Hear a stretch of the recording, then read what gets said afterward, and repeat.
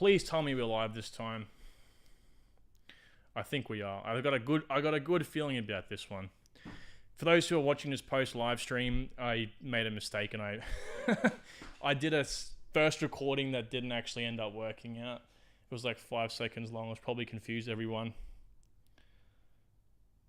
VRA baby, there we go. What's going on, man? Yeah, VRA is a great project. Is it one that I personally hold? Not really. No, not much of. I actually made some good profits last bull market on it, but I just think there's better contenders right now. It's working so far. Sweet. As long as you guys can hear and see me, that's all I want. So yeah, I'm in my current setup, right? So I'm not in the typical green screen room because I was short on time and didn't have time. Like, I've got to move everything and it's just such a muck around. So I didn't end up doing that. But today we're going to have a look at some of your altcoins, of course, as usual.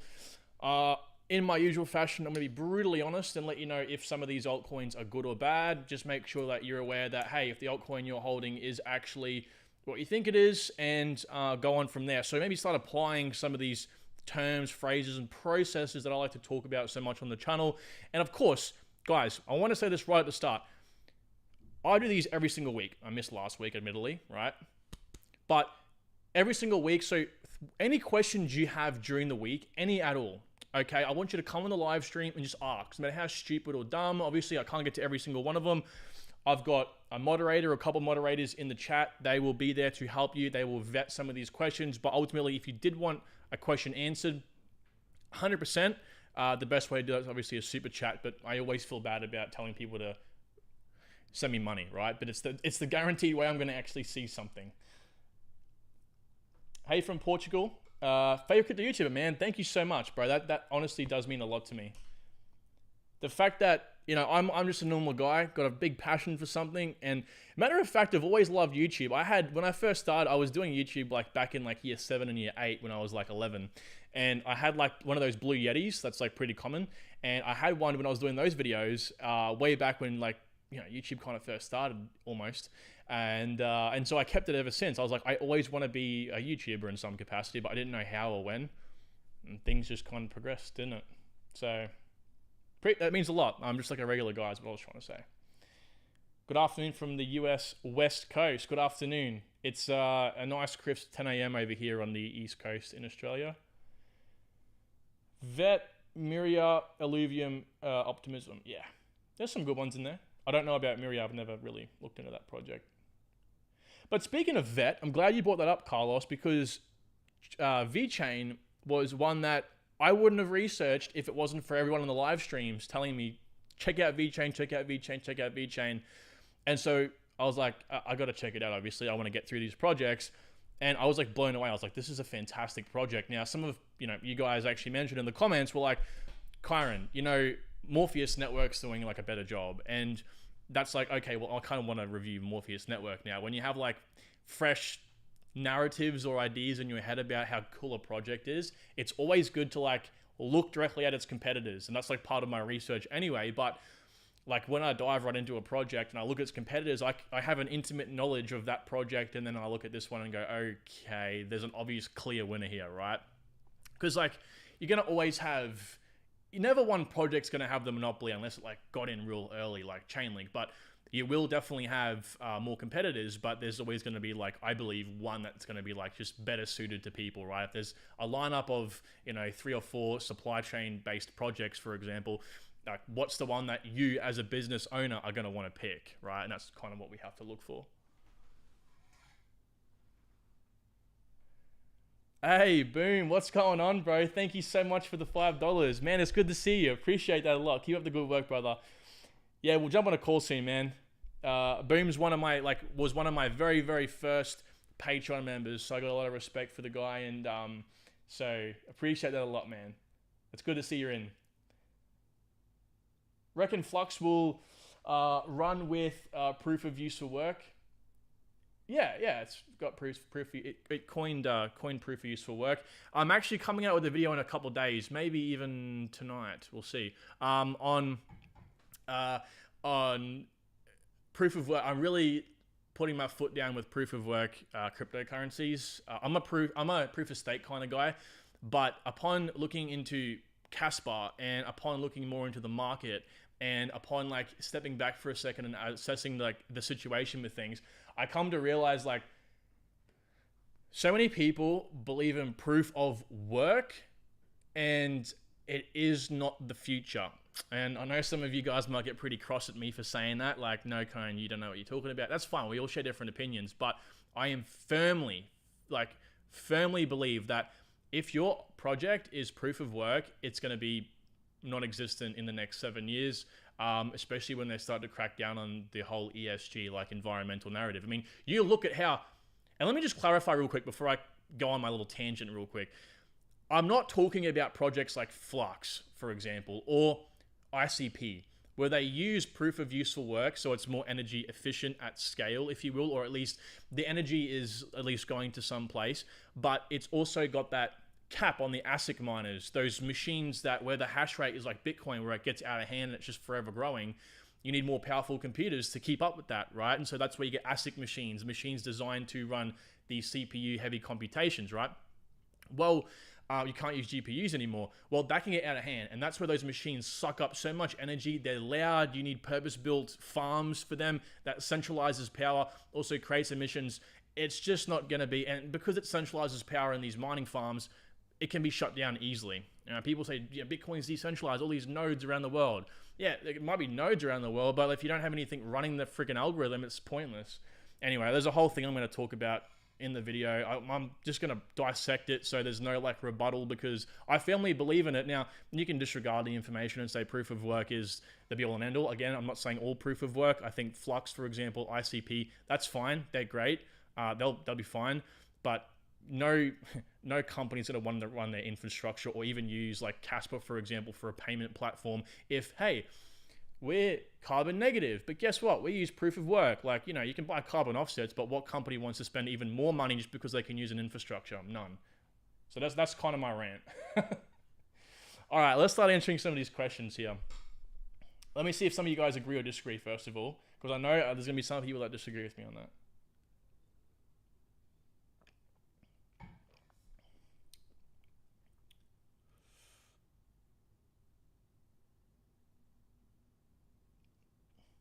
Okay, maybe not. All right, answer some questions. Let's go.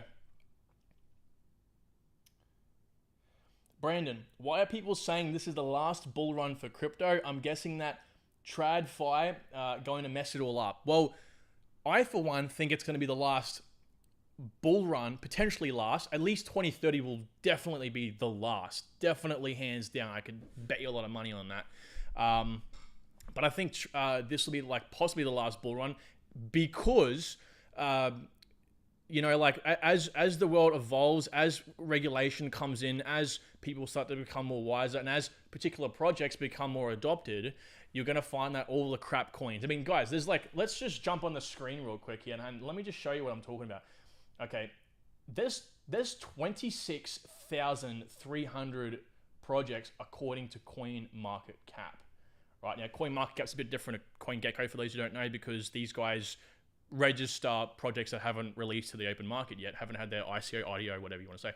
So essentially, I believe most of these projects, at least 20, probably, well, I don't want to say too much.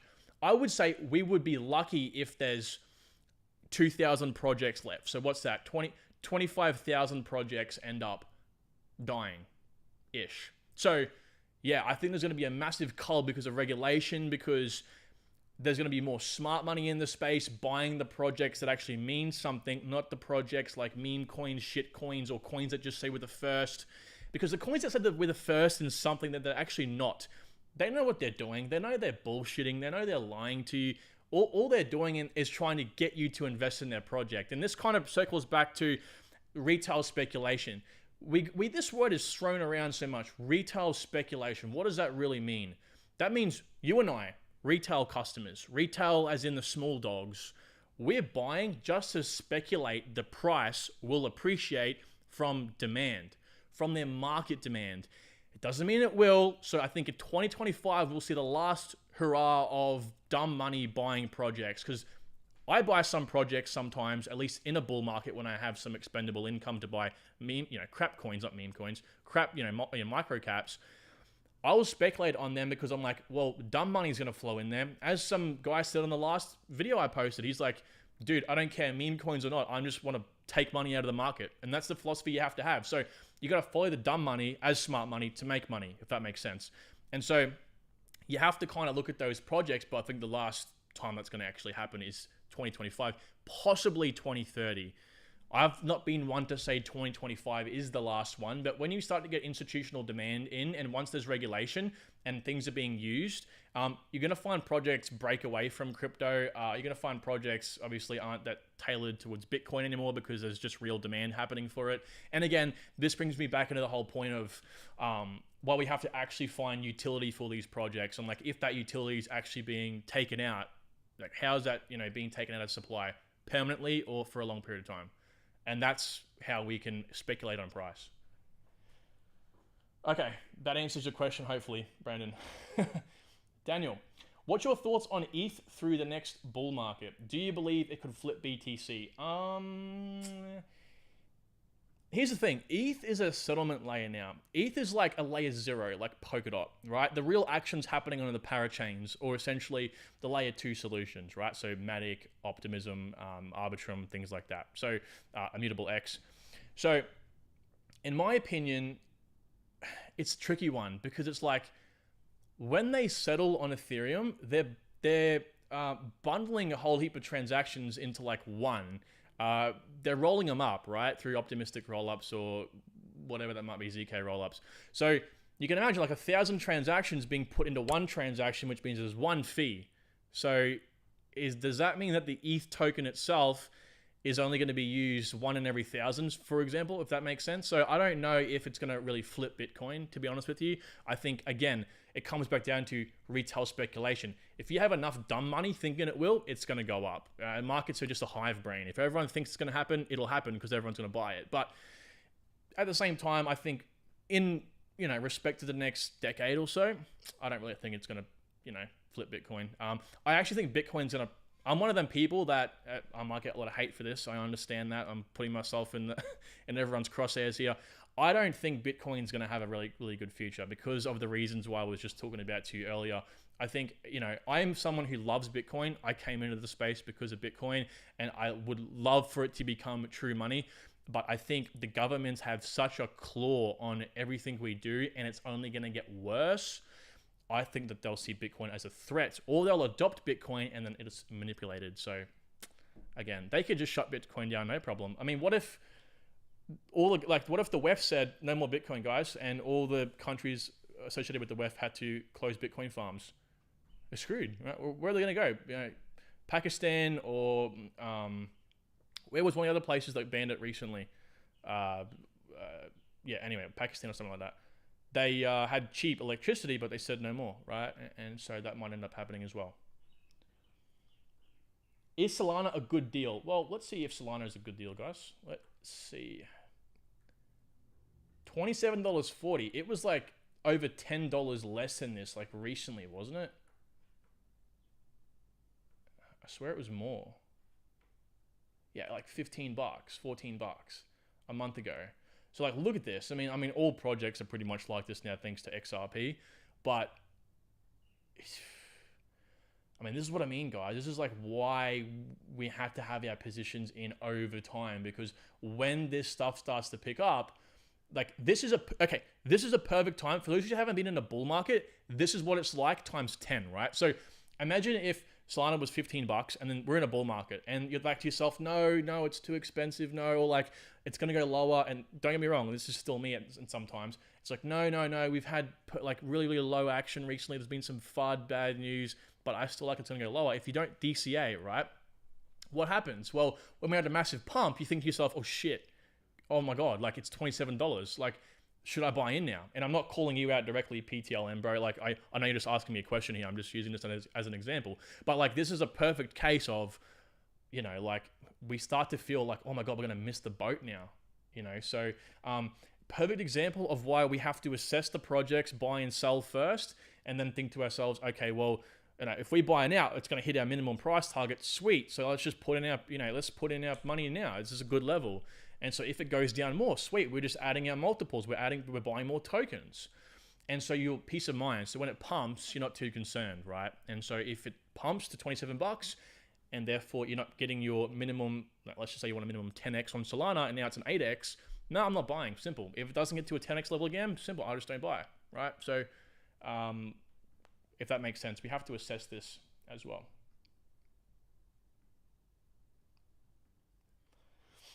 Joel, only found you 2 days ago. Great videos. Thank you, my friend. Question. How much of a pump would you think is going to happen in 2026? And then how much of a drop will come between 26 to 2030? BTC, QNT, XRP, etc. Good question. I can't speak specifically to those projects because I haven't really assessed that just yet, but I think we'll definitely see a pretty big pullback. I think, based off what's happened in previous years, right? Now, one thing I want to say is the recent analysis I've done, let me just get the chart up real quick, is that, hang on, can you guys see that or am I too big here? There we go. So, yeah. So you'll see that this is the whole entire chart since pretty much 2013, 2012, right? So this was the first pump. This was a bull market. This was the second bull market. This was the third bull market. Now it looks pretty insane, but we definitely didn't have the same explosive power, right? It's degrading. So I've made videos on this recently where the explosive power was at 100 and something X, then it went down to 60X, and then here it was a 10X or a 12X. And it's what's next? Maybe our explosive power only happens a 5X, right? So, but then because we're getting more enterprises in the space, you got to remember, all of this is speculation money. What this blue line doesn't mean real true demand. This is all retail, right? So this is just people. This just shows people's sentiment, basically, their emotions. So when we're talking about, the future, it doesn't depend on what this blue line or blue chart said. This is why, I think technical analysis traders that solely rely on charts aren't seeing the full picture, right? Because you got to look at the projects themselves. If the projects themselves, the tokens aren't being purchased and therefore it's making those market caps increase, then this doesn't mean much, right? Bitcoin's the one example of a true store of value, if you will. So Bitcoin's a bit different because people actually buy Bitcoin just to hold it and hoard it. But other projects are different. Right now, speculation, sure, that's why they're going up. But when eventually people seem to realize, hopefully from my videos, that it's a lot more than that and this isn't how you're going to make money, I think we might not see as explosive power. But to answer your question, I'm estimating between 5 to 10 trillion in global market cap in 2025. And what's crazy is, I don't know if you guys have seen this, but on my videos, I break down the last three, so pretty much the last three bull markets, all the bull markets essentially, and the space in between where Bitcoin halved to the top of the bull market, and what blew, literally still blows my mind every time I think about it, is that in 2018 and 2021 to this bull market here, exactly 548 days from the moment that Bitcoin halved to the freaking exact top of the market. Exact top. Both of these, exactly 548 days. How is that even possible? I'm not saying that some conspiracy nut's going to happen, but that is a fantastic idea. For example, the first run had about 12 months, which makes sense because less money was involved. But the last two markets that had the most amount of money in it, obviously, 548 days, about 1.5 years. So I think we'll see from the moment Bitcoin halves in April-ish, sometime there, to I think it's about October, November in 2025 is where we'll see the bull market primarily take place. I think you're crazy if you hold anything past 2025. I think you should have most of your positions out unless something drastic changes. That's my answer. Yeah.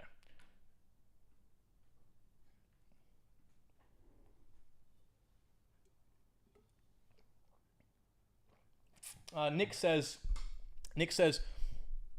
is 100 QNT a good investment for 2025? A lot of alts are pumping, but QNT seems to be going lower. Can we expect the trend to change for QNT? In my opinion, 100 QNT is great. 100 QNT is great.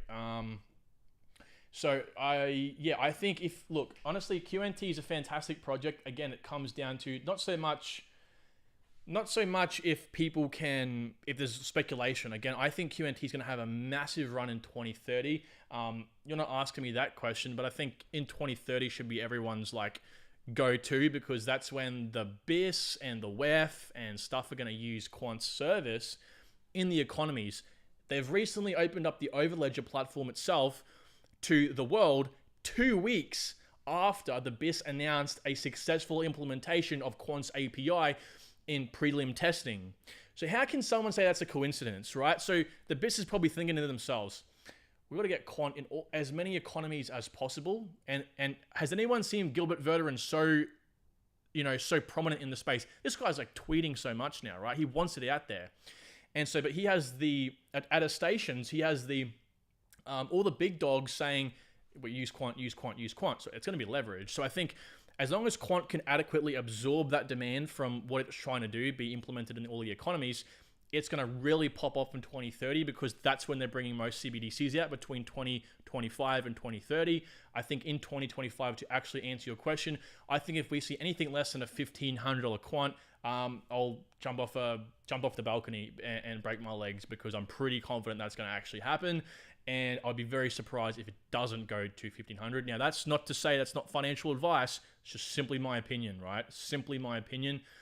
But I think, the reason why Quant's price isn't going up is just because, well, we have to assess whether the QNT token is, okay, we know it's got good utility. It's so many different aspects have been taken out of supply. Cool. But when those tokens are used and taken out of supply utility, where are they going? If they're then siphoned straight back in again through whatever mechanism back into supply, I'm not going to give you an example, there's 100 examples, that's bad. That is so bad. It's akin to me buying 10 Quant today, and let's say that is like, that like shocked the supply, it just price shot up from that. Okay. And then tomorrow I put it back in the market, up and down. So that's what we're essentially looking at here. So that is the metric we have to look at, is the delivery options, the utility, but then the delivery.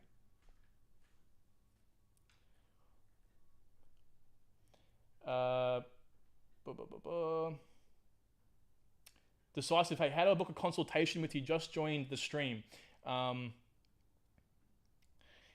John, so the moderator, John, he just sent you to the... So guys, if you want to book a one-on-one consultation with me, I'm actually going to be increasing the price soon for that. Now, I've never said to anyone, you should book in anything with me, because I always feel bad about asking people for their money. I can guarantee it'll be the best hour of your life. I've had that from every single person that's spent that one-on-one consult with me, but I never want to publish it that you should do it. So Linktree down below should be in this live stream description. And then make sure you message me on Twitter, because Linktree is doing some weird thing where they're not sending me a notification on who signed up. So make sure you definitely DM me, okay, with the email you used to sign up as well. Because I like people, like, you gotta understand, guys, like, this is one of the most important times right now in crypto, the precipice of a bull market, because like if you're not taking advantage of these prices and this time and getting your mind in check, it's going to be chaotic in a bull market. It's going to be chaotic, and I can tell you that for certain. Jet Wash, what are your thoughts on Grape? I've seen a few YouTubers do promo videos on Grape. I haven't looked into it, to be honest with you. I actually, I lie. I think I looked into it like, unless it's a different project, I looked into it like a year and a half ago. If it wasn't out then, it's a different project. If it was out, I'm pretty sure it was that project. And from memory, I didn't like it. But things change over that period of time, of course. I just tend to, if I see a promo video, I'm not going to like jump on that chant straight away. Obviously, that's how projects get exposure. It's how we make money, which is important, of course. But let's have a look here. By the way, the title of this live stream is what is the best altcoins. So guys, drop some altcoins down below. Let's just we might get to only one or two, but let's really assess it. I'm not going to use Quant as an example, because I want to go into like the token utility and mechanisms. Quant scrubbed all that stuff, so we have to rely on third-party sources, which is what I hate. I want to see first-party sources. So, Grape, is this it? Or you said Grape 3, unless you misspelt? Yeah, I think it's just great finance. No, this ain't it, really? No, this can't be it. This is the one that I looked at, I'm pretty sure. I'm kind of scared to press that.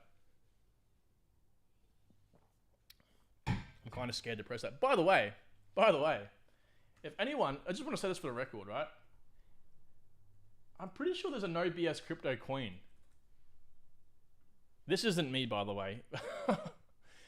If anyone thought that this was me, yeah, it's not me. Yeah, I wouldn't click that link either.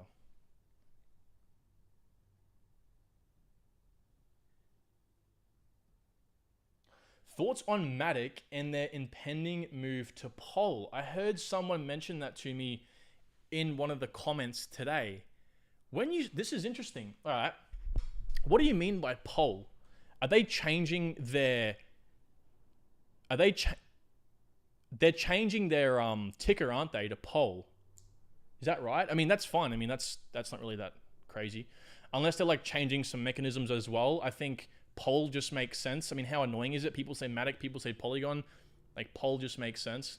And yeah, I mean, that's not really FUD. You know, that's not FUD at all. That's just a smart decision, in my opinion. That's just going to make it more marketable to the world. If they're changing their MO to what they want, which is the value layer of the internet, essentially, right? That then they essentially need to make their token like memeable. If it's Matic, you're like, hey, you know, you're a business. Hey, you just use Matic tokens. What's Matic? Oh. Do you believe we can see a correction for BTC to 25K or below? Yeah, I think so. I mean, I'm expecting a drop. Pardon me, guys. Sorry, there's something in my throat.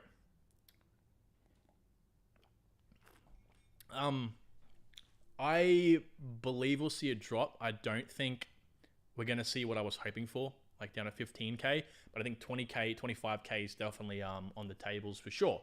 You know, I just feel like, again, like the video I made today where it was like the narrative thing, right? So there's like always this surface level shit where it's like, oh, we're bullish or bearish. But I do feel like given, if we're in a positive sentiment, but there's negative news circling, like just obviously assess that and think to yourself, okay, well, is this actually big bad news? People are just like hyped up right now. And that's kind of like, we can start to see the cracks. So to answer your question, I think there's a lot of bad news out there that can create those cracks.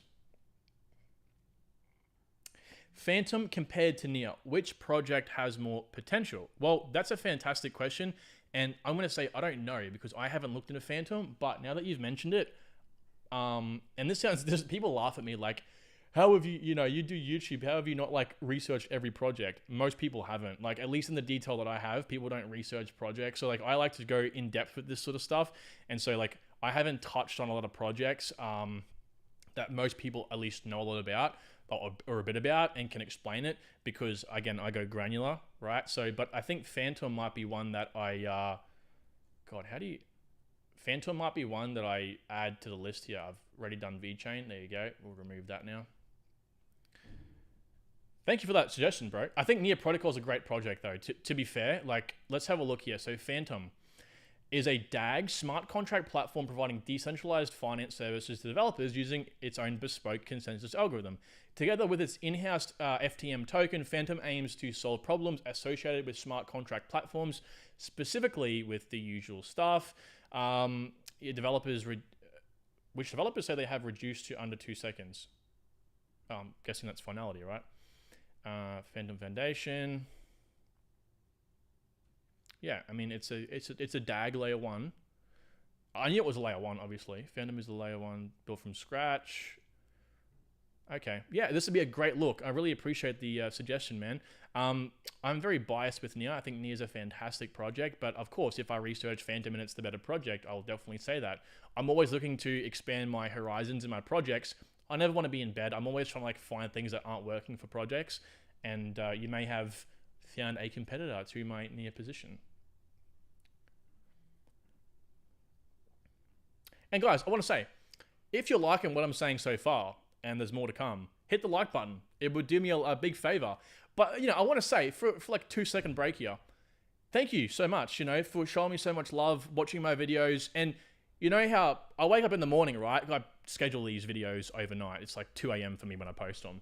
I wake up in the morning and the first thing I check is the comments and, you know, try to respond to as many as I can. And it's always like, it makes my day when I see positive comments, even just like, you know, good work on the video, man. Like that makes my day. So for everyone that does that or just likes the video, or even if you just subscribe and you just tune in every day, that means a lot to me. Like I'm literally here in the office working every day, and it's just like I love every second of it, and to just like have that come back and as good news, it just makes my day. So thank you so much. Multiple rumors that Casper will get listed on Coinbase and Binance. That's great. If it does, the price is going to explode. I would presume it always typically does. And it can, because it's proof of work, right? Casper's proof of work. So therefore Binance and Coinbase, they're going to be like, well, it's not a security, right? It's just running its own network, which is awesome. So it's got a great founder as well. So if you're someone who like wants to speculate on that possibly happening, in my opinion, not financial advice, Casper is a great project to speculate on massive demand coming from those launches. Now, what you don't want to do is buy in now from hearing that and and then the price crashes, and then you go, oh shit, and then you sell, and then, or maybe you don't sell, and then the price launches back up to the same price you bought in now. So always assess the current price. If it's not profitable, it's not profitable. Casper's gone up 100x already over the last 12 months. There's only so much more that can happen, but in saying that, there's also a whole heap of new markets being exposed to there. So, all right, guys. Yeah, as John said, if anyone's got any content ideas, let me know. I've got so many more ideas because of you guys. Thanks to the community tab, you've all left me some really good responses. But of course, the live stream is the point. You ask the questions that have been lingering for the last week. You got any ideas on videos, let me know. Most importantly, if you have any constructive criticism, you have to let me know. Let me know. I'm a big boy. I want to get my content as best as I can. So just, if you want, just make sure you tag Rubicon John, the moderator. He will make sure that he extracts that information and then lets me know after the live stream, because it's a lot to take in at once.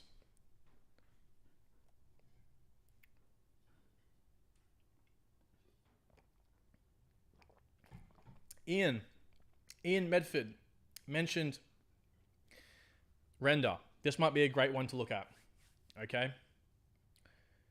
This might be a good one to look at because Render's a fantastic project, and let's see what we can find on it here. Let's do a live.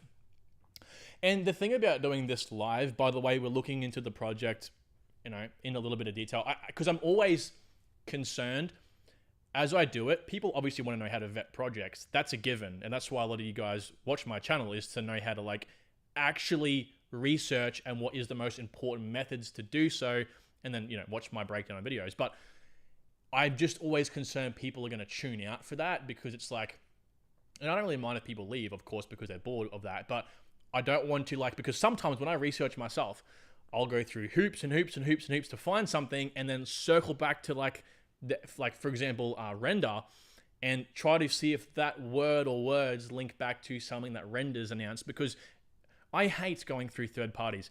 If I have to find something like a vesting schedule, for example, or distribution of tokens through third-party sources, like some random guy's Medium article or some like tokenunlocks.com, like that's disgusting, because I'm putting all my faith that their API or whoever has done that research did the research correctly, which a lot of the times they don't, because we're all human.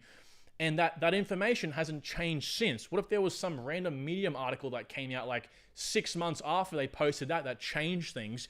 And here I am like talking to you guys like, hey guys, this project's got this burn mechanism and blah, blah, blah. And then it's just like, no, it doesn't. And you guys got the wrong idea. So I go through so many different hoops. I don't want to like rush in and then you guys get really confused about it. You know what I'm saying? So I'm just mindful of that.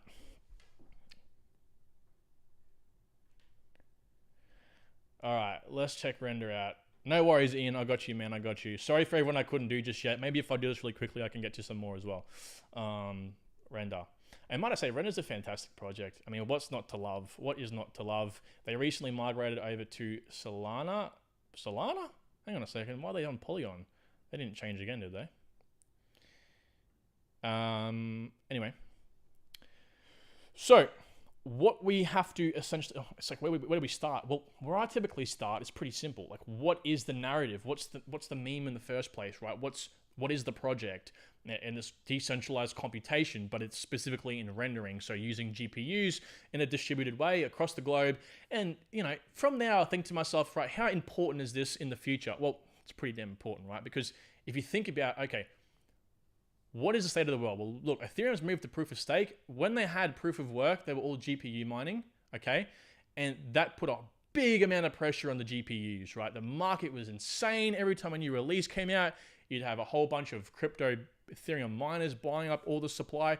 So, it's eased up now, but it's like, if that one event can change this, you imagine if something else happened and it's like, well, we got a shortage of X material, or something's happened and then the GPU just die down. So I always think about this, and I think obviously the world wants to, at some point in time, and again, it's the agenda of the elites, is to, conserve resources and to, make sure the world is sustainable moving forward.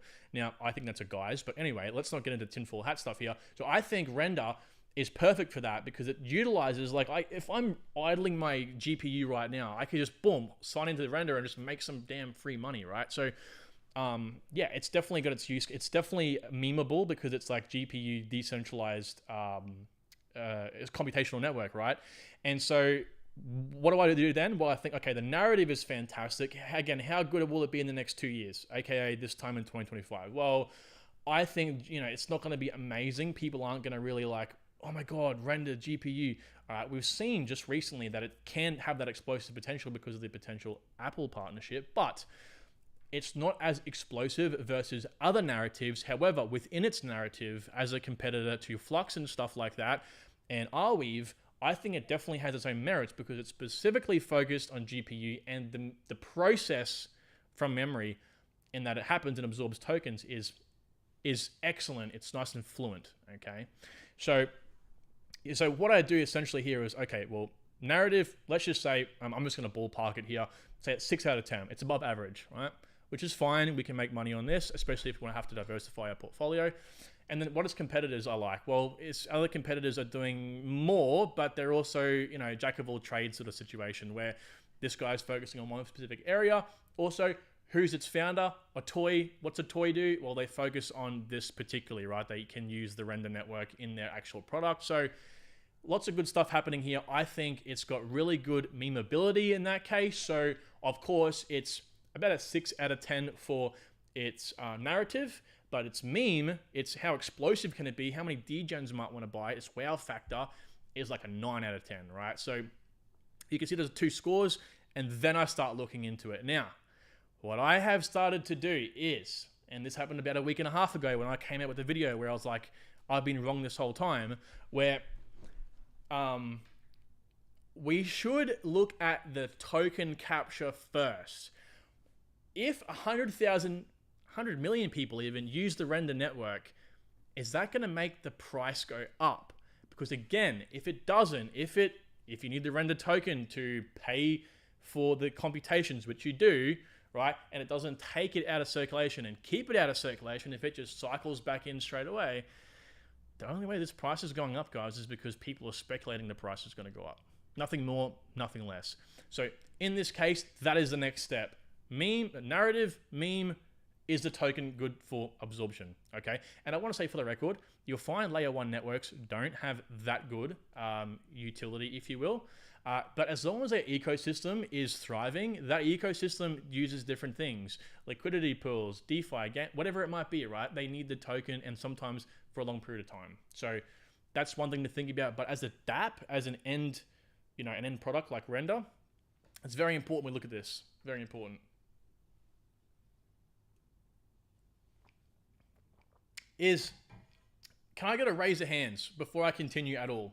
I want to know, are you guys enjoying this breakdown thus far? Or do you want to see me talk about more projects? Because I want to go into more depth, but if you guys are like, damn, this shit's boring, I'm going to move on, because I want to respect and the request and get this going. But hey, John, Crypto John's in the chat. John, what is going on, man? A lot of respect for you, bro. Keep doing what you're doing. And it was good to see you on the live stream the other day, by the way, man. You should do more live streams as well. Matter of fact, it will be good to have a live stream with you at some point. By the way, guys, Crypto John's in the chat, another YouTuber, same subscribers as me. Go show him some love. He's one of the most genuine guys I've come across thus far. He just says it how it is. He's got your best interest at heart. This guy's working his ass off. He's got 2 jobs, does YouTube. I don't know how the time he finds to do this stuff. So give him some love. I mean, he puts in work. This isn't an easy job to do, right? John, we should have a debate on Casper. We should have a debate, like a friendly debate, of course, because if you want to, I don't mind. I would prefer if do whatever you want to do, but that would be fun, is to talk about Casper, because I know a lot of people in here right now love Casper, and they'll definitely side with you, but I've got an opposing view. Might be fun. Anyway, so if you guys want to see more depth, okay, sweet. Ian's like, yes, more depth, man. Come on. He's like, come on. Yeah, man. Crypto John's in the chat. Yeah, you guys probably watch John. He's in like my like recommended viewers, like watch this channel sort of thing, if you will. So yeah, you guys show love. You don't. Most of you will know John, but if you don't, show him some love. Okay, so John, so Ian wants to see me dive more into render network. Let's just do it. Let's do it. Okay, so yeah, what we have to like look for next is, again, so we've got the narrative check. That's like, again, like a gold prospector, right? So you're not going to want to go search in the middle of nowhere because there might not be any gold, and you want to kind of look on the outskirts or where there has been gold sighted before, right? Unless you know what you're doing, unless you're a geologist. So the same thing is applying here. We have to look where there's been money before, like in those narratives that have high blow-off potential, but also look into the future, right? Be that geologist and essentially think to ourselves, well, okay, you know, there's money going to be flowing here potentially because like AI is a good example. AI was nothing last bull market. AI is going to be freaking pretty important this next bull market, right? So I rest my case. So yeah, so okay, let's have a look.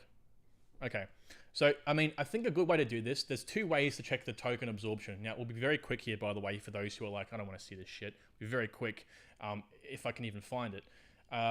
So what we're trying to look for here is on the website itself, does it mention anywhere like, you know, sometimes we'll have like render network or RNDR token, like we're trying to find that particularly. Also Medium articles have a breakdown sometimes. Like I think Flux has theirs in a Medium article from memory. This process is what we're trying to find. This is perfect. So there you go. Read the white paper, okay? So actually, let me make me smaller really quickly just so you guys can get the full picture. Maybe I'll move, oh God. Maybe I'll move me up here real quick, okay? That might do the job. Sick. Okay, so the render network. The render network is the first network to transform the power of GPU compute into a decentralized economy of connected 3D assets. Okay, so we look at these flywheels. These can be quite confusing. You got to kind of like read through them and then like, where does this start? Right? We read left to right, but sometimes they'll start over here and things like that. So user requesting the job. User submits a job on render. Render network uses smart contracts and the blockchain powered by Ethereum. Again, I think it's powered by Solana now. And then what happens is the protocol calculates the amount of render required to perform the job, details attached to a smart contract, and sent across the render network. So the protocol then goes, okay, well, based on how much demand right now is speculation is happening for the market, which is a very important thing we have to look for. Render then goes, okay, the price has shot up 10% overnight. Well, we're going to charge him less, but it's always the same amount of equal money in stable coins, like US dollars, right? Which is a good thing. Details attached to a smart contract are then sent across the render network. They propagate this message. Kyron wants a job done. Render network participants, who wants the job? User then processes the job itself. GPU owner uses Octane Render, which is one of the Atoi, the parent company's services, to process the requested job. Boom, spat back into the network. Network does its thing. Smart contract works.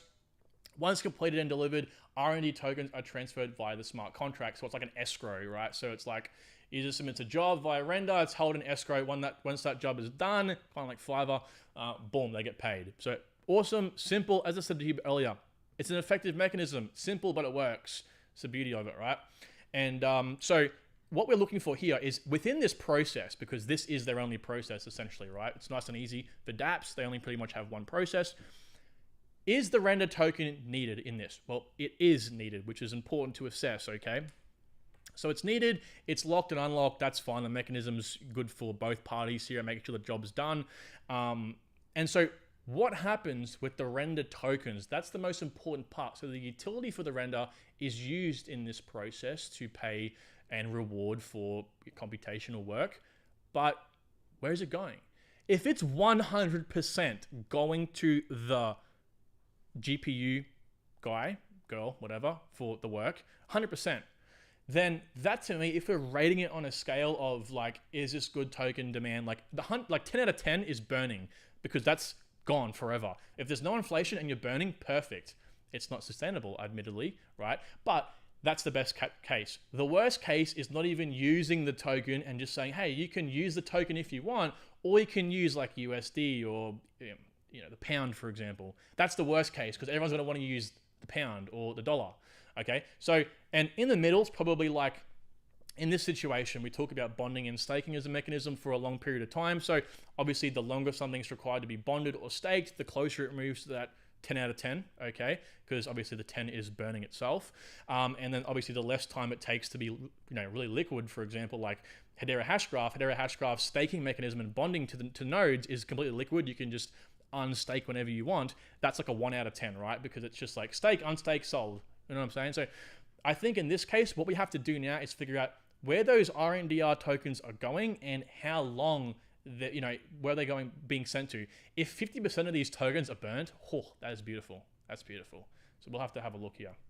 Yeah, this might get boring. This is what I was afraid of. I would typically read this. I've just like programmed my brain to like read every abstract and then like go through at least the first, like as I said, like the problem, the solution, what are they trying to do here?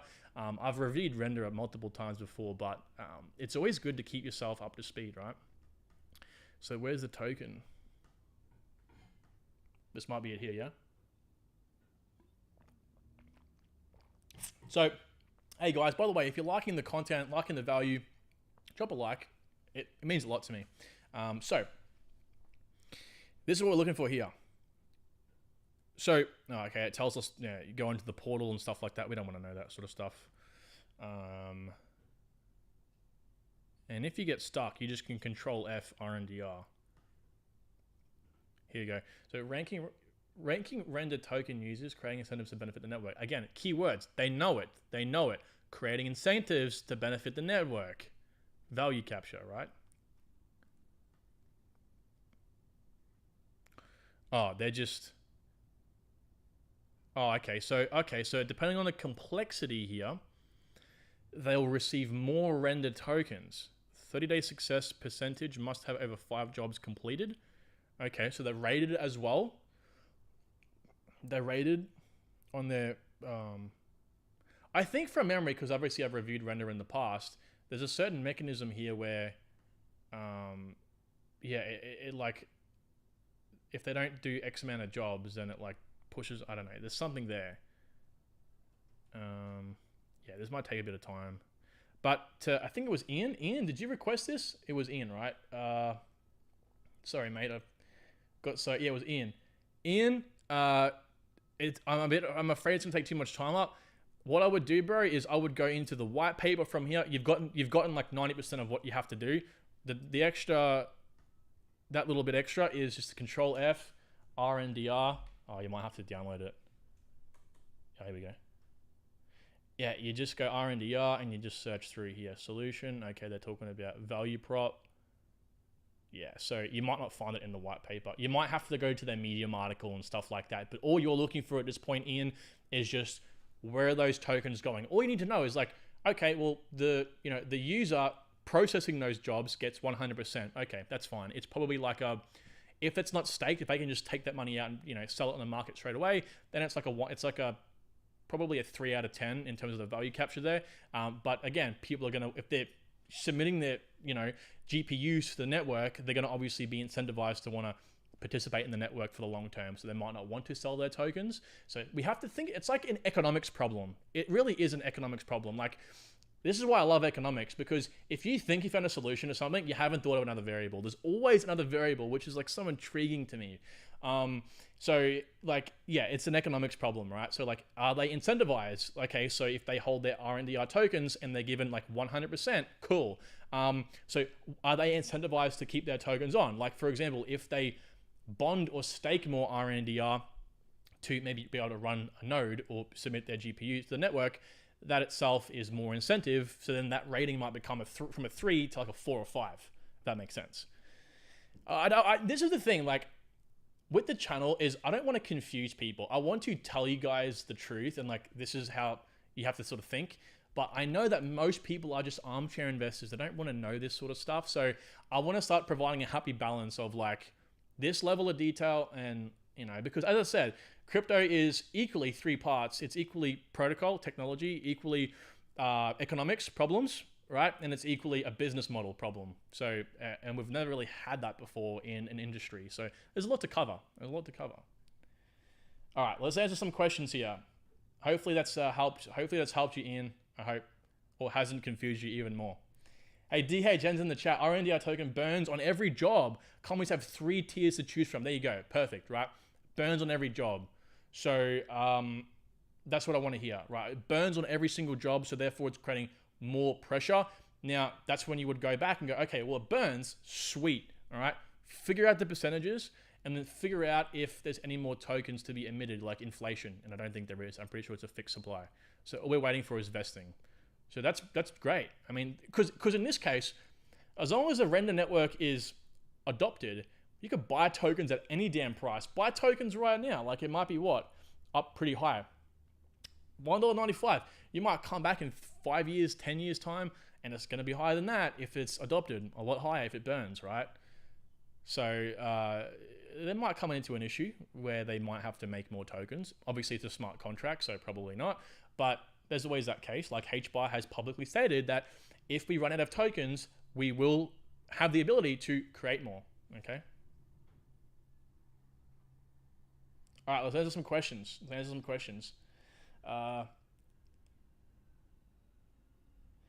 do you think about Casper? Casper with the C, Scott. Casper with the C is... I loved the project. DHN, Wade might disagree with me on this upcoming thesis. I love the project for a long period of time because what they're doing is fantastic. It's like Ethereum if Ethereum never turn into what it is now, or turning into what it wants to be.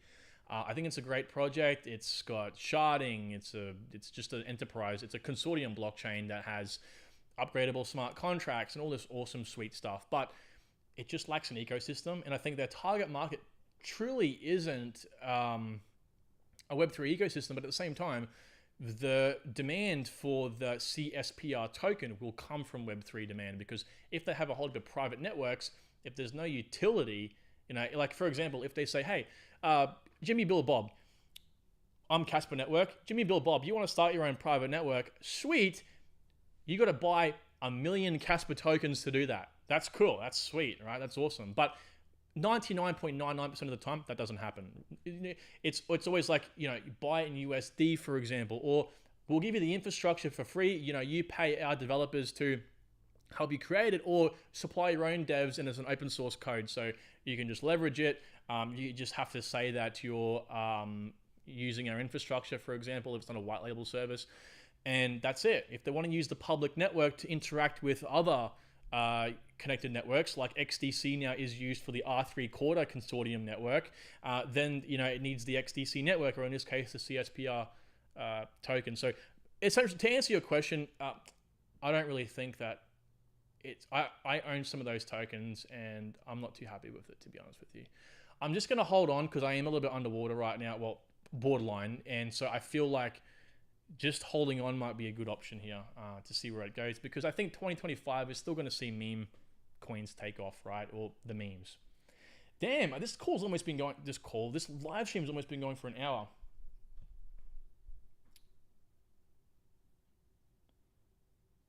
Joshua Shin, I mainly use Binance. Should I wait for Casper to be listed to buy in, or just use other platforms to buy now? And should I wait to pull back, or should I wait till a pullback or buy in?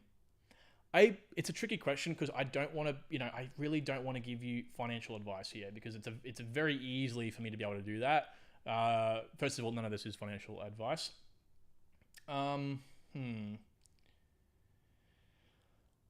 In my opinion, if you want to speculate on a listing, never buy it on the exchange it's being listed on, period.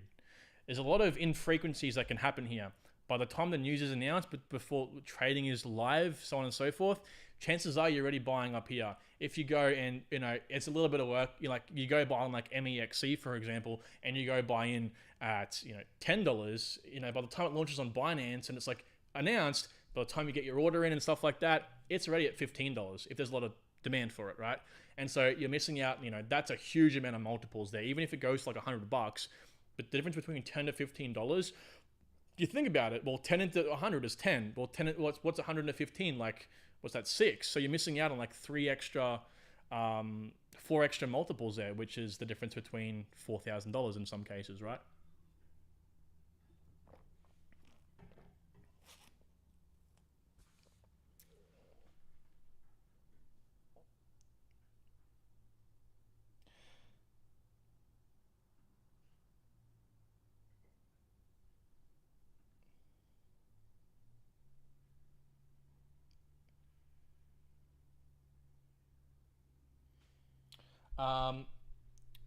I prefer new projects, not these old 2021 bull run coins. This might be a good question here from Nikki.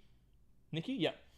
Not these old 2021 bull run coins for the 10x. We need to find the new Gala, the new Cardano, the new Solana. They all 100 to 1000x last bull run. Personally, I chuckled at the video the other day putting projects in a 5, 10, 20x, whatever. In no other investment category would one look down on a 5x crypto. It's crazy. Exactly, I agree with you in that case. We hear about like it's got a 5x. Ugh, screw that. 5x, 500%. That's shit. Nikki's right. Nikki's right, guys. You go to the stock market, mate, you're happy if you get 20% in a year. We're talking about 500%. So the conundrum, Nikki, in this case, is that the market is getting those 20, 30, 50, 100 X's. So your brain goes, and we're all competitive people. That's just how we're programmed as human beings, as animals. We want to be the best. We want to get the best. We want to change our lives. We want to live the life we've always dreamed of as a kid, right?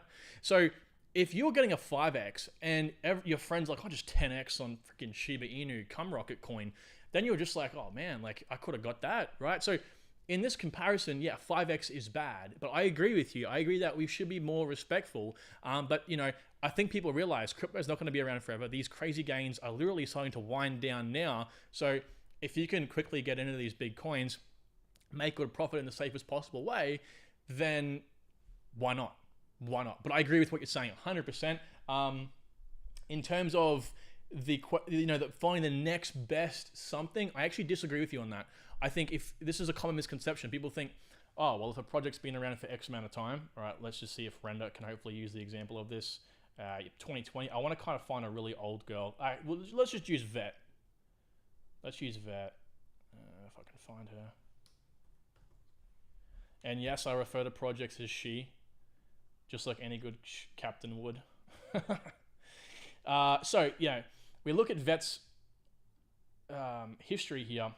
So 2018, and you look at this and think to yourself, okay, this old girl, because I used to think like this when I first got into crypto. I was like, oh, it's been around for ages, right? Since the 2 bull markets ago, and it went up X amount of money. Like, is it a good investment anymore? Like, what's going to happen? Is it going to go well past that, or what's the go? Well, that is not what you should be doing at all. If you are looking at the damn chart, and I want to really, Nikki, I'm not getting angry at you here, by the way. This is a residual anger I have, right?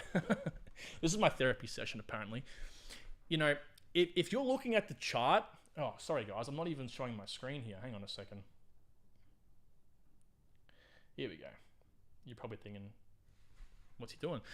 So if you're like looking at this, going to yourself, okay, well, you know, it has been around for a long time. Again, is it going to go up or down? Like, that is the wrong thing. If you use the chart to determine whether you should buy in, you're not even trading at that point. And I disagree with traders. Traders will look at charts intimately and scalp trade. I think it's good for scalping, right? So just boom, boom, boom, in and out really quickly. But I don't think it's good for a long-term investment idea at all, because it works off fundamental stuff. So in this case, Nikki, look at VeChain itself. Look at the connections. Again, most importantly, the meme, the narrative, and the token absorption, and the token delivery. If it's meeting that criteria, and it has the connections and it's being adopted, it will blow past that. It doesn't matter if it's 100 years old and it's been a flat line ever since. How many of us have seen projects that have just like flatlined and then just like shot up out of the blue, right? And that's because of the meme, I'll admit, mostly. But in the next few bull markets, that demand, that shock will have completely to do with the connections and it actually being used by like Amazon, for example, or an economy like in Quant's case. And whether it can adequately absorb that demand. And that's where the demand will come from in future. These are businesses we're talking about here. We are buying utility tokens. They aren't securities, they're utility tokens. So we have to look at if they really are utility tokens. You're right, Nikki. They're not going to perform well. They just aren't, depending on, doesn't matter how old they are, right? But they have to have an aspect of a store of value, right? Render is a prime example, as DHN just said, right? X amount, let's just say it's 50% to be nice and even. 50% of the tokens are hypothetically burned every single transaction. Fantastic. It's now a store of value because the price will appreciate upon demand. Does that make sense? I'm not freaking out at you, Nikki, by the way. I'm just, yeah, as I said, residual anger. Hopefully that has helped you a little bit there. Very important lesson to understand. Very important lesson to understand. JU, I wanted to comment on something you said in a recent video, the idea of selling all your tokens in the 2025 bull run, even though you believe in the project for the very long term, then reinvesting again after 2025 bull run. And according to your video, that is more profitable than if you just hold and never sell. Is your idea to sell into stables and then try to catch the following bear market low, then sell in 2030? Could you elaborate on this method and why it is better? Yeah, look, to elaborate on the method, again, it might take some time too, because I've got 2 videos out now in this case. I've actually got one, oh no, I thought I had one coming out tonight. I will have more coming out because I want to explain this in every single project, but Casper I use this example on, and HBAR I use the example on.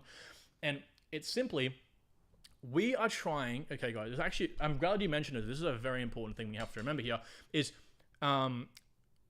we are not trying to look at the buy price. The buy price is only important because we want to accumulate the most amount of tokens possible for the least amount of money, okay?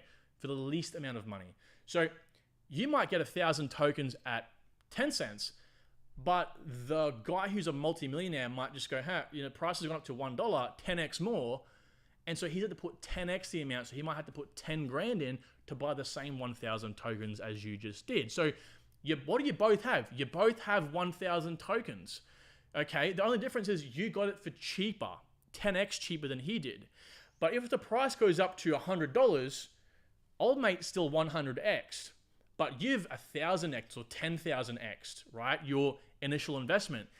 And that's where the money side comes back into it, because you have the same amount of tokens, but your starting capital has then increased 10,000, where his only increased 100. So again, we're just trying to accumulate the most amount of tokens at the cheapest possible price. That's what I'm sort of saying here, because at that case, you just like cheaper tokens, right? So in the idea of that you sell at the top of the bull market, well, as long as that price, when it, you know, because the bear markets are pretty severe, like 60+% drops.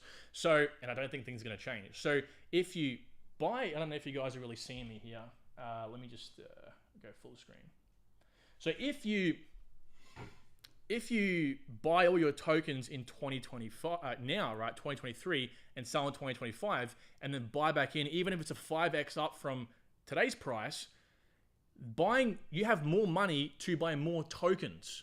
So it's about the tokens you own. Because if you held those 1,000 tokens into 2030, well, the guy that sold up the top who might have turned that $1,000 investment into, let's just say $100,000, With $100,000, you can buy more tokens, even if it is a 5x increase in price, because this guy, if he just held on to his tokens, he's still got 1,000 tokens. And now this guy, he might have bought in again 5x more, but because he's compounded, he might have had now 100,000 or 20,000 tokens. You see what I'm saying? So it's about the tokens. We just need a price to buy in the cheapest possible way to acquire more tokens. That is a very bastardized version. That's why I like to use the spreadsheet, because you can see what I'm sort of saying rather than trying to use sign language. But that's the philosophy here. We're trying to accumulate tokens. Don't get me wrong, man. I thought the same damn way as of a couple of weeks ago before I put myself through the actual exercise and learnt. I went, because I was actually trying to prove the opposite point. I was trying to prove the point of, if you hold on to 2,000 H-bar, you bought 10,000 today, and you held on to 2,000, how much is it going to be worth in 2030? And I compared that to selling at the top. But the guy who sold at the top, hypothetically speaking, even if it's 5x in price, and he did that compound, he'd have like, 600,000 tokens.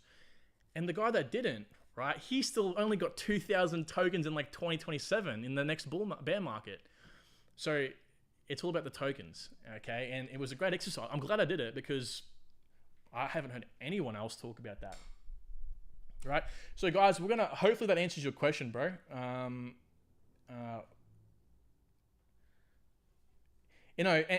so I found recently, this is like my calling almost, right? It's like dispel these myths. It's not the MO of the channel, of course, it's just to educate, right? But as I'm like going through this, like challenging the status quo, it's so important we do this, especially for projects. And I get flack for it, like you will, even if you comment on someone's channel and like, hey man, this project's bad. Did you know this and this and this? They're gonna like there's trolls. People are just gonna disagree with you, and that's fine. That's a part of life. But like if you can challenge the status quo and like try to poke that hole in the ship, again, who the hell would have known this if I didn't do this? Or again, with the whole token capture thing, like that is so integral to do. And like, like if I didn't do it myself, I would have just kind of went, the price will go up. If people are buying the tokens, the price must be going up. No, right? So these are very important distinctions. Fellas, we've been going for about just over an hour now, so I might give it a few more minutes, 5 more minutes. We'll answer some of your quick questions. I won't go into as much depth, and maybe just, okay, if you want, because the title's a bit misleading, right? So the title's something like, what's the best project altcoin? Just drop me your favorite altcoin. Don't just put in the ticker, put in the actual name of it. And let me see, I'll just rate it out of 10. I feel kind of bad about doing this, because I'm a big proponent of, I don't want to tell you a project's good or bad unless I've like intimately researched it. But if you just want my opinion, go ahead and do it. Otherwise, I'll just keep answering questions.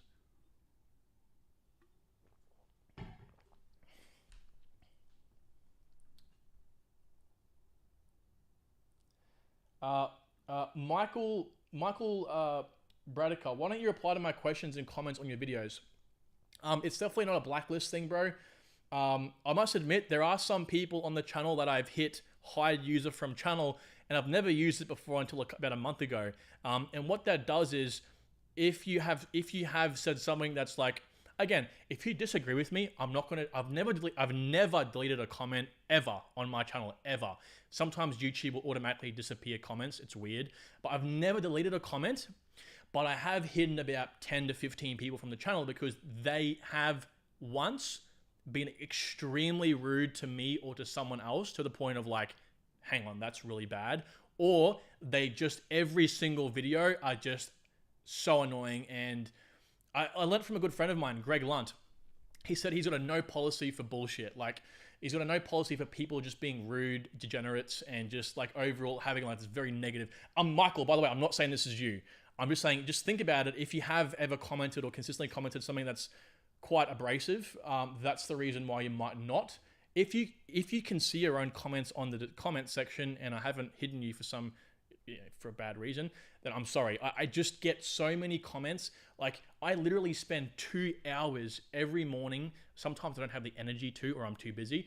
But when I can, I'll respond to as many comments on the videos I post. If I don't get to you, yeah, I apologize. It's not intentional at all. Would you mind quickly dropping your comment before I leave the live stream, and I'll try to answer it for you now. Ian says, stop viewing your portfolio in dollars. View it how many tokens you have. This man knows exactly. That's why I only like to buy in whole numbers of tokens. Just like this, you know, I don't look at how much it cost me in dollars. I mean, of course, to buy cheaper, but I'll always buy whole numbers. So if I was buying VeChain, for example, right now, I wouldn't be like, okay, well, I have $3,000 to spend. I'm going to buy this many tokens. No. Okay, so what's that? That's 154,000. So I'll be, okay, I'm going to buy 150,000 tokens. Okay, so I spend 2.9. The rest of that money, I'll hold for the next investment. Always important distinction to make there, okay? So, okay, we'll have a couple more questions here, guys, and then we'll pop off. So, Michael, if you could drop your comment down here, I'll make sure John gets to that and highlights it if I miss it.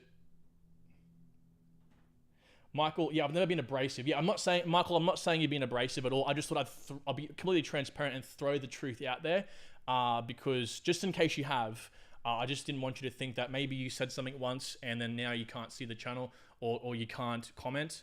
That's another reason why I said that for. I've just adopted a no policy for it. I'll accept people disagreeing with me. That's fine. If you want to call me out on my stuff or say doing this wrong, that's how I learn, you know?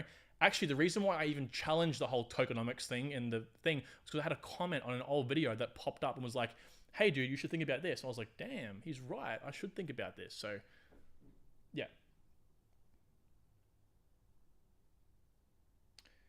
My questions are all worthy of response. Look out for me. Yeah, Michael, you got a very unmemorable name because it's so common. I will try, my friend. You know what you should do? Go to my Twitter DMs and DM me on Twitter or join my Discord down below in the link tree and respond to a comment down there. Okay, because I just don't want to promise you I'll get back to you. You will have to probably reach out to me. Again, I want to reach out to you, man. I want to give you a good response for whatever that question may be.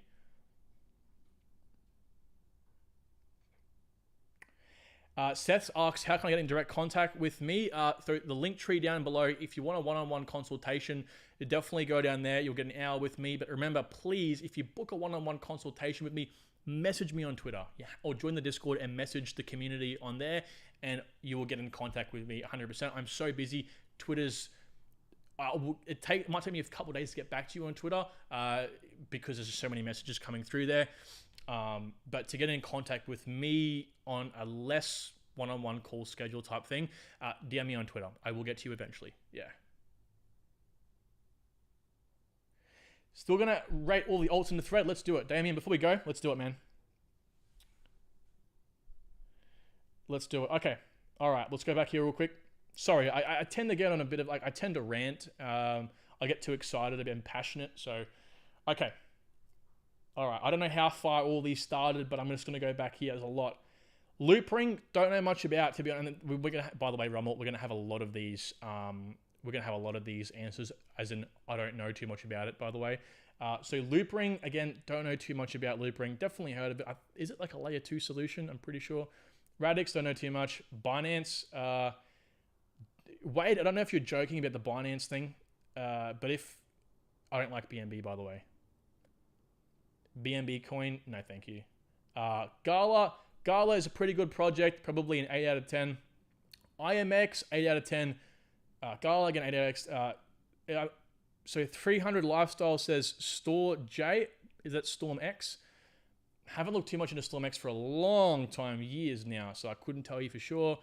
DMTR, I've never heard of it, brother. NXRA, again, bro, Damien, haven't heard too much about that at all. I think what do you say? NXRA here. Alliance Block. Yeah, I've heard of Alliance Block, but just didn't know the ticker for it. Yeah, I don't know too much about it at all. Slightly low market cap. By the way, I will be covering more market cap, micro cap projects in the bull market when they're actually a viable option. So some of these projects you will see me cover at one point. Right now, I think more value is in the larger cap projects because they're just cheaper. Right? Okay. Sorry, by the way, if I'm not answering your questions. The graph, great. 8 out of 10. Gala, okay. Gala versus Casper, definitely Gala. Even though I own Casper, not Gala. Algo, oh, good question. Algo out of 10. Shit, man. Oh, that's a good question. Algo out of 10. The natural inkling for me is a 7. It was a 10, by the way. It was a 10. I own a lot of Algo tokens.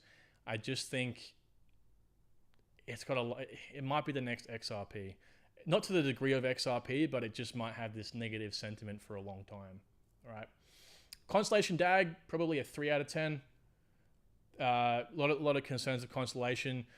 Again, I did a review on it. It's fantastic potential. I love the project, but it's the fundament. It's like away from the protocol. It's the fundamental side of it that I have some issues with. When I'm live again, I'm live every single Monday. Now it will fluctuate. I've obviously tailored this live stream to my US.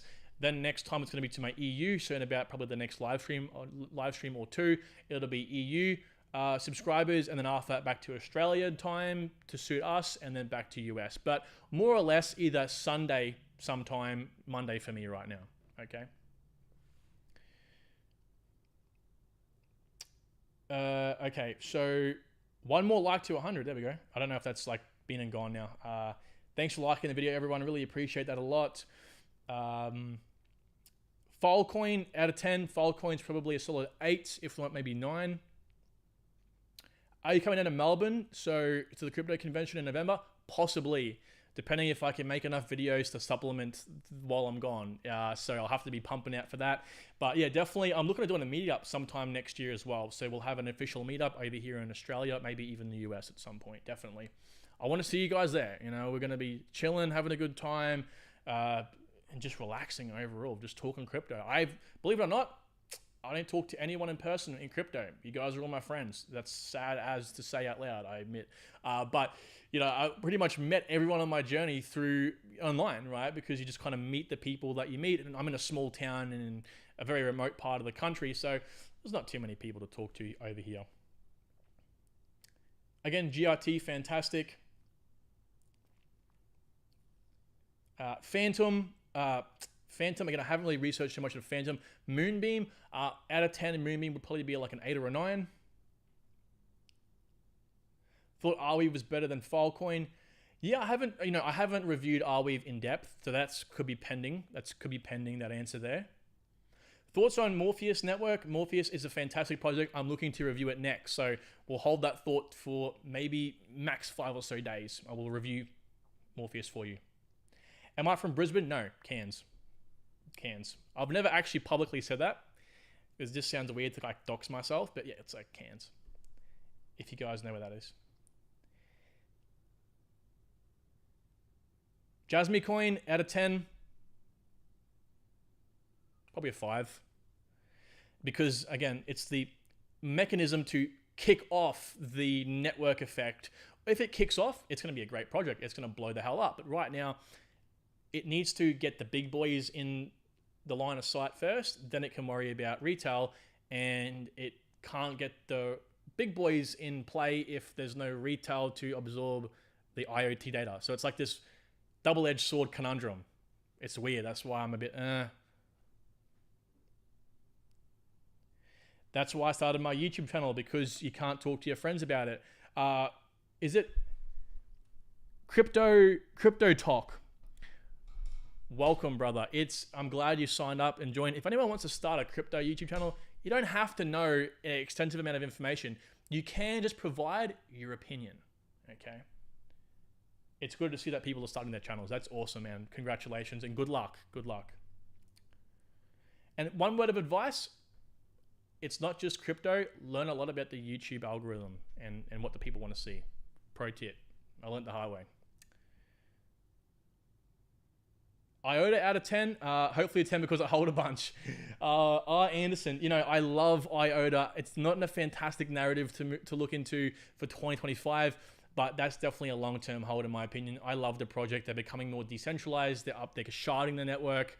Insert sharding meme. And so I think it's a great project. You're in a great project, but if there's ever an IoT, or if there's ever like an IoT narrative and it pops off, I think IOTA will definitely go up the most, or at least have a lot of the money flown into it. I don't know about multiples per se, but yeah, it's a great project. It's a great project. Crypto is addictive and my friends don't want to learn or make life-changing money. Yeah, man. You know, and you end up preaching to the choir. How many times do we like talk to people like, get in now. It's a great time to learn. Like at the start of the bear market, I was like, get in, learn. You got like 15 months to learn this shit. You'll become a pro. I can even help you learn. And, or just start watching my videos. And they're like, yeah, okay, yeah. I'm just like, you know, I'm 24 years old. All my other 24-year-old friends are going to be like, dude, in like 3 years, how'd you make your millions, Kyron? How'd you make your money? I'm just going to say, I fucking told you so, man. Like, I'm not going to even entertain that conversation anymore. I'm just going to be like, I told you, man. Like, you know, I even offered my services, essentially. Okay, guys. My mom out of 10. Joe, come on, man. At least a 10. No. I'm joking, brother. All right. Okay, guys. Thank you so much for jumping on the live stream. Again, if you haven't hit the like button already, please show some support. Hit the like button. I've got some great videos out on some of the projects I'm doing some research on. Of course, go check out the recent Stellar video. DHN Crypto, he's in the chat right now, another YouTuber. Go subscribe to him because that video was entirely made possible by him pointing out some connections, which I found extremely valuable. And yeah, look forward to talking to you all soon. Thank you so much for coming on. I appreciate every single one of you so much. It means a lot to me. Take good care. And remember, get yourself some questions to ask me next Monday. I want to answer as detailed as possible.